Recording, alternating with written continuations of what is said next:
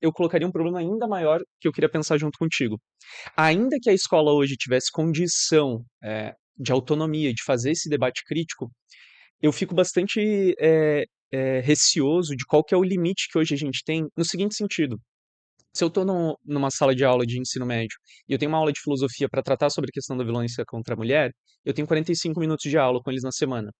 O problema é que o meu aluno ele vai estar escutando um podcast de 4 horas, um podcast Red Pill de 4 horas por Uhum. dia. Ou vai estar num chat de joguinho, ou sei lá o quê, 5, 6 horas por dia. Que em geral é ambiente, sei lá, do Discord, etc., que distribui essa cultura misógina. Então, assim, eu tô numa relação desigual de força. Eu não consigo, dentro da escola, na estrutura que eu tenho hoje, fazer essa disputa. Então, esse é uma questão para a gente pensar hoje, a questão das redes sociais, da internet, mas não só, mas sobretudo, Sem dúvida. como que a gente disputa isso? Essa pergunta é difícil.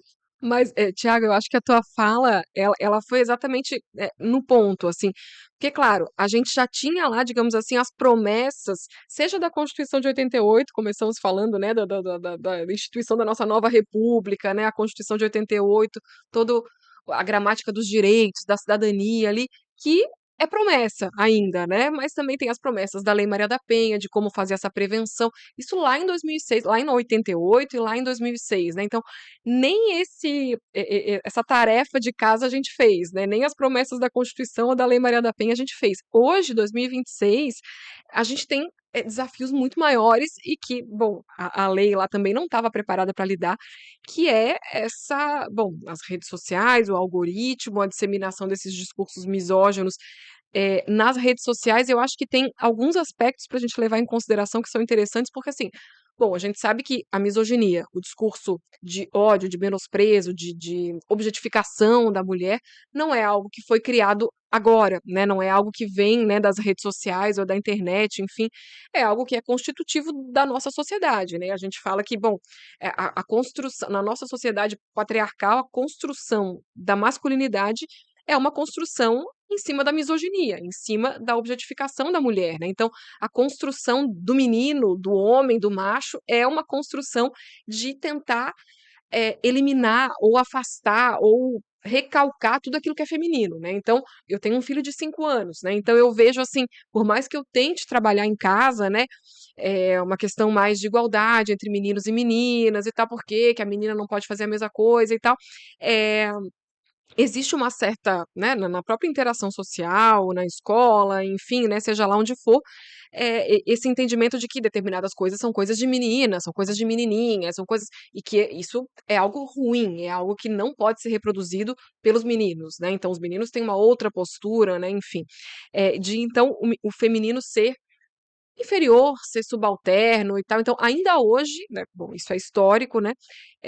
Mas ainda hoje isso existe. Então, a misoginia está na base, né, da construção do que é ser, né, um menino, um homem, né? É não ser, né, feminino, digamos assim. E aqueles meninos, né, que talvez tenham essas características tidas como mais femininas, ou sejam mais sensíveis, ou não gostem de futebol, ou gostam mais da dança e tal, são muitas vezes vítimas de bullying, né? Muitas vezes são marginalizados ou discriminados no âmbito da escola, no âmbito da vida, no âmbito da vizinhança, enfim.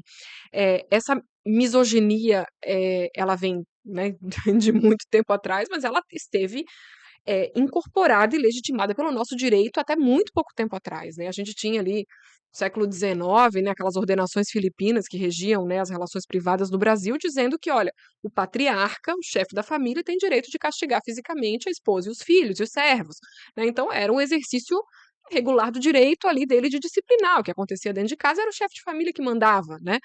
Isso no século XX, né, nosso Código Civil, a mulher casada é relativamente incapaz, né? A mulher casada não trabalha, só trabalha com o aval do marido, só viaja para fora com o aval do marido, só contrata, né? Não pode assinar contrato sozinha, né? Então, assim, a mulher nunca foi sujeito de direitos, né? Ela estava dentro ali da esfera, querendo ou não, quase de propriedade, né, daquele chefe de família que ele sim era o titular de direitos e obrigações na esfera pública, na esfera, né, ele mandava em casa e ocupava o espaço público, coisa que a mulher também, pelo menos a mulher branca, digamos assim, também não ocupava o espaço do mercado de trabalho, do trabalho de forma geral, né? essa construção de que mulher também é sujeito de direitos é muito recente, né? Na Constituição, pela primeira vez, foi previsto em 88 a igualdade entre homens e mulheres dentro da lei, né? Ou aquela coisa de que não é não é o patriarca, o homem, o pai que decide os rumos da família, né? O homem e mulher dentro de uma família decidem com a mesma autoridade. Isso é 88, né? Isso é ontem, né? Então, assim, ainda que a legislação tenha, né, alterado, né, tenha evoluído, e hoje a gente não tem nenhum tipo de discriminação entre homens e mulheres na nossa legislação, existe uma memória social de longa duração, né, a memória que continua profundamente patriarcal e misógina. Mas a gente não conseguiu reverter esse caldo cultural, essa memória social de longa duração, e a gente tem esse contexto atual, né, que os autores que estudam neoconservadorismo aí também vão associar esse recrudescimento do discurso misógino, né, esse não um renascimento, porque ele nunca foi embora, né, mas esse fortalecimento do discurso misógino e identificar nas próprias frustrações, né, que vêm das políticas neoliberais, de sucateamento aí de uma série de políticas, ou do estado de bem-estar social, enfim, de frustração que acaba sendo canalizada. Quem conseguiu canalizar essa frustração foram os movimentos, né, conservadores ou de extrema direita, enfim, que vão, né, eleger aí quem são esses inimigos, quem são os, né, por que que estamos nessa situação, por que que você, homem branco, hétero, hoje se sente que você não tem poder, ou que você não tem emprego, ou que você não manda na sua casa. Isso é culpa das feministas, isso é culpa, né, do movimento LGBTQIA+, isso é culpa da ideologia de gênero, enfim, e que cria esses inimigos e de alguma forma coloca esses homens ressentidos, né, em uma rota de colisão com esses grupos, como se fossem de fato, né, olha, eles tiraram o poder de você, né, eles querem pegar o seu poder e tal. E isso então potencializa uma misoginia que sempre existiu, né? E hoje, com rede social, com internet, com um algoritmo que, querendo ou não, privilegia e favorece, né, esse tipo de discurso radicalizado, enfim, né, de ódio, o cenário hoje é muito preocupante, né? A gente vê, claro, a gente tem iniciativas excelentes em termos legislativos, como o ECA digital ali e tal, que de fato tenta regular um pouco, né, esses discursos, né, dentro de rede social, mas a gente sabe que essa briga Estado contra Big Techs, Estado contra tentando regular, né, pela legislação ali a atuação da Meta, enfim, é uma batalha muito difícil, né? Hoje os estados assim têm um uma esfera de atuação ou de regulação muito limitada dentro da política internacional, digamos assim, né? Então, por mais que se tente ali regular algumas coisas, como tu falou, né? Por mais que tente ter política pública ou algo assim, a gente sabe que esses discursos estão chegando hoje, os meninos, meninas, enfim, adolescentes, escutam muito mais a internet, a rede social, do que um professor, uma professora, do que a mamãe, um pai, né? Essa batalha, essa disputa é muito inglória para nós, né? Então, eu acho que os desafios hoje, assim, são gigantes. E a gente pode falar em regulação de rede social, sim, eu acho que é super importante, né? Eu acho que é fundamental, mas a gente tem que repensar essas próprias estruturas, né, em que de fato a gente está submetido ao poder, ao algoritmo, e a forma de atuação de empresas sem nenhum controle democrático, né, sem nenhum tipo de, né, a gente não elegeu ninguém para estar lá e nem nada assim, e que estão definindo as nossas vidas e que estão levando mulheres à morte também, né? Então essas pessoas têm sangue nas mãos, né? E isso, infelizmente, não ganha holofotes quando a gente fala em violência contra a mulher, mas está na base. A misoginia sempre esteve na base, mas agora ela está potencializada, digamos assim, né?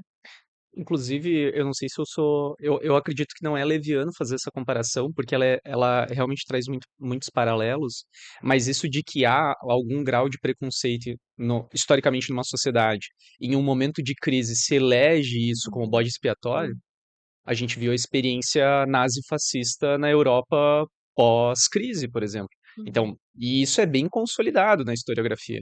A ascensão e a fortificação de um discurso antissemita, por exemplo, na Alemanha, tem total relação com a crise que os alemães estão vivendo, não só pós-crise de 30, mas, sobretudo, pós-Primeira Guerra e a situação que a Alemanha vai ficar financeiramente, né, economicamente. E de alguma forma, essa leitura que você faz não é é uma leitura que recentemente a gente teve um episódio com o Sandro Justo aqui. E o Sandro Justo tem se destacado recentemente por fazer um debate sobre o que que é a masculinidade hoje e a formação da masculinidade. E ele mencionou algo muito semelhante com o que você está mencionando agora. Eu acho que vocês têm uma leitura muito semelhante também, que é também não moralizar nesse sentido que às vezes aparece num campo de esquerda progressista, essencialista, do tipo assim, aquele homem ele quer ser malvado porque ele tem uma essência do ser contra a mulher ou algo assim, e tentar entender, tô usando um termo bastante complicado, mas tentar entender o que que faz socialmente com que esse discurso hoje, que sempre foi historicamente dominante, chegue nessa escala. A gente sabe que isso preponderava desde uma sociedade patriarcal, a gente poderia voltar desde o colonialismo, que isso se mantém em vários níveis, mas no nível que tem hoje, por exemplo, gente, o que que foi o caso do Rio de Janeiro? Um estupro coletivo, o cara vai pra delegacia com a camiseta, Uhum. como é que é? Que não se- Regret, é, regret nothing, não se arrependa de nada. Então, assim, é um nível de exagero que chegou ao ponto que tem que ter uma explicação sociológica de alguma forma, né? Não Uhum, que o sujeito em si ele não tem uma moralidade, ele não tem uma intencionalidade. É claro que ele tem esse uhum, elemento, mas também quando vários sujeitos começam a tomar uma mesma ação, a gente tem que se pensar, opa, além do sujeito e da liberdade do sujeito escolher, tem algo socialmente que está induzindo esses sujeitos. uhum, Então, o que está acontecendo? E um dos debates que a gente faz nessa discussão em geral de como a direita e a esquerda têm respondido é que a direita ela tem um mérito que é de tentar dar uma razão pela qual a gente está nesse buraco. A gente pode discordar e deve discordar da resposta que dá por que que a gente está nesse buraco. uhum, Mas eles dão uma resposta. E parece que esse é uma das dificuldades. Agora eu estou fazendo uma leitura totalmente minha. Mas de por que que hoje a gente está nesse buraco enquanto o que a gente chama de esquerda. Inclusive, nacionalmente no Brasil tem um debate filosófico sobre a questão de que a esquerda talvez esteja morta nesse sentido. Porque ela não dá uma resposta concretamente de por que que a gente está nesse buraco. Pelo contrário, ela fala, as coisas não estão tão ruins assim, dá para melhorar um pouco. E a direita fala, não, tá ruim mesmo, a coisa ficou pior, mas a resposta é essa, é o imigrante, é a mulher, é o negro, uhum, é as feministas, etc. Então, tem um lastro na realidade que é a indignação com um nível de vida que foi piorando com o neoliberalismo. Então, a gente sim. está numa situação cada vez pior. Eu estava citando agora os exemplos, a gente está com salários piores, está com empregos piores, está sem garantia de emprego, vai ser um motoboy do iFood para ver. Tu tem o Uhum, risco de morrer a qualquer momento, ou qualquer sorte de atrocidade no trânsito. Não consegue comprar um apartamento. Quando compra um apartamento é 40 metros quadrados. A vontade de se matar lá dentro, é insuportável. Então, assim, a gente está vivendo uma situação cada vez pior e a extrema-direita está dando uma resposta. E o problema é esse. O problema é sempre quando só um lado está dando sua resposta, né? Talvez um outro campo não está dando essa resposta. uhum, uhum. Então, sim, me preocupa bastante e eu acho que você tem uma leitura bastante acertada. Eu tenho achado bem interessante pensar dessa forma para também não essencializar, não moralizar nesse ponto o sujeito, né? Sem Então, dúvida. acho que é uma discussão válida, assim, não sei como é que você... Sim, sim, não, eu acho que quando a gente trata sobre questão, né, de violência contra as mulheres, claro, de violências contra as mulheres, a gente sempre tenta também não essencializar a própria noção de mulher, né, porque senão fica aquela coisa, bom, as mulheres são todas iguais, ou as mulheres estão todas submetidas às mesmas violências, né, a gente sabe que, bom, as mulheres em geral estão submetidas a uma mesma forma de violência, bom, pode estar submetida à violência doméstica, à violência sexual, enfim, né, mas existem uma série de de questões que diferenciam, né, mulheres que eventualmente, né, mulheres negras que estão em situações periféricas, mulheres, com deficiência, mulheres brancas de classe média alta, urbanas, escolarizadas, todas podem estar submetidas à violência misógina, né, mas existem outras implicações que são fundamentais. Recentemente saiu uma pesquisa, não sei se vocês viram, né, a nível uma pesquisa feita a nível mundial, ali, a partir inclusive do TikTok e tal, mostrando que essa geração, a pesquisa, né, chegou a essa conclusão de que a geração Z, que seria essa geração aí, né, de bom, mais jovem, menos de 30 anos aí, enfim, os meninos dessa geração, né, tiveram mais respostas afirmativas à pergunta de que, bom, a mulher dentro do casamento tem que obedecer o marido. 1/3 desses meninos responderam afirmativamente, no sentido de que sim, entende que dentro da família a mulher tem que obedecer. E se for comparar com homens mais velhos, né, de gerações inclusive de 50, de 40 anos, enfim, é um percentual inferior, né? Esses homens de outras gerações, digamos assim, né, mais que a gente poderia dizer não, é uma questão geracional, os homens mais velhos são mais conservadores que os mais jovens. Aparentemente, os dados de pesquisas que a gente tem visto são em outro sentido, são de sentido de que os meninos das gerações mais jovens estão reproduzindo mais esses estereótipos de gênero, né, de que a mulher tem que obedecer, de que a mulher é objeto, do que os homens das gerações anteriores, né? Então isso é muito preocupante, né? Isso, assim, a gente vê que de fato, porque existem algumas correntes ou algumas pesquisadoras que acham que, bom, isso vem como uma forma de um backlash, uma reação às conquistas das feministas, porque as feministas conquistaram uma série de coisas e uma série de, enfim, né, que a mulher possa ocupar o espaço público, o espaço de poder, o espaço de decisão, que possa viver dentro de casa sem violência também, e que isso vem como uma reação às conquistas. E aí, de alguma forma, responsabiliza os próprios movimentos feministas pela reação, né? Quer dizer, vocês foram atrás, então agora olha só como é que os homens estão. Mas a gente tem que ver que é muito mais amplo do que isso. Claro, pode haver uma reação, pode, né, sem dúvida nenhuma, mas de fato houve, né, a construção de um discurso, né, por alguns grupos, enfim, de associar, né, a desconstrução de estereótipos que foi feito por esses grupos pelos movimentos feministas, movimento LGBT, enfim, toda a discussão, todo o paradigma dos direitos sexuais e reprodutivos que foi tão importante, é tão importante, né, mas foi construído ali nos anos 90 e que é a base, né, seja da liberdade sexual, seja da autonomia reprodutiva, né, a possibilidade, né, de uma mulher, né, poder se relacionar com quem ela quiser, em que momento ela quiser e reproduzir se quiser, quando quiser e como quiser, né? E que esse paradigma hoje, né, essa visão, né, de direito sexual e reprodutivo, que foi tão fundamental e é tão fundamental para o movimento feminista LGBTQIA+, hoje é objeto, assim, de uma demonização, por exemplo, por parte, na época do governo Bolsonaro, né, a nossa diretriz de política externa era evitar em qualquer tratado, em qualquer documento internacional, menção a direito sexual e reprodutivo, menção a gênero.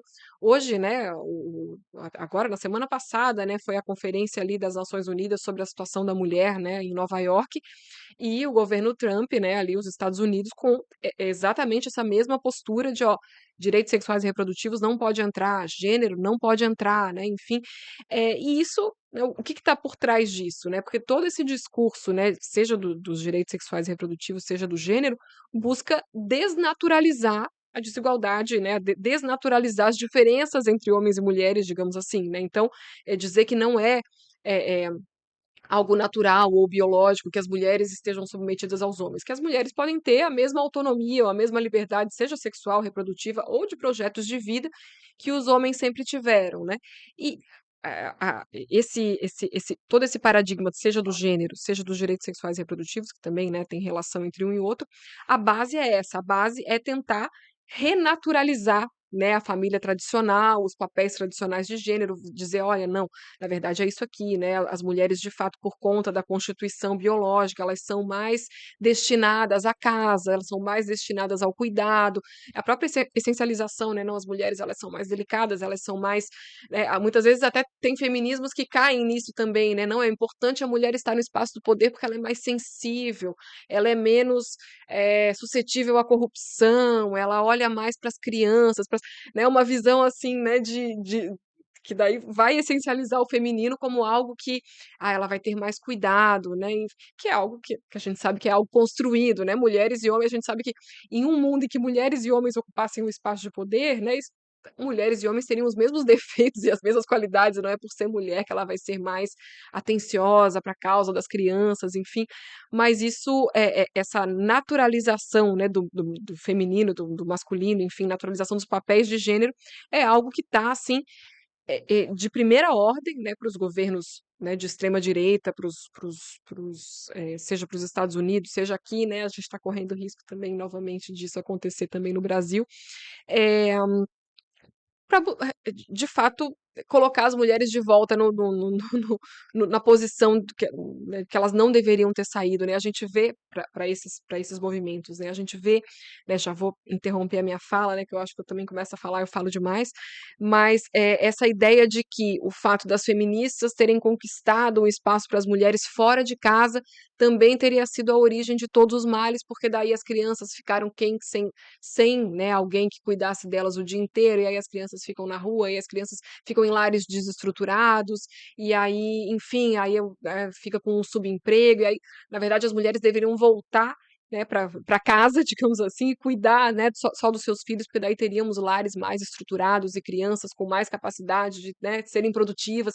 Então, de novo, colocando sempre na conta das feministas, ou dos movimentos, ou das feministas de gênero, enfim, é, a conta, né, do sucateamento, da precarização total da vida decorrente do neoliberalismo, enfim, né, seja lá, né, do que for de característica do capitalismo contemporâneo, enfim, que levou a essa precarização da vida, né? Sim.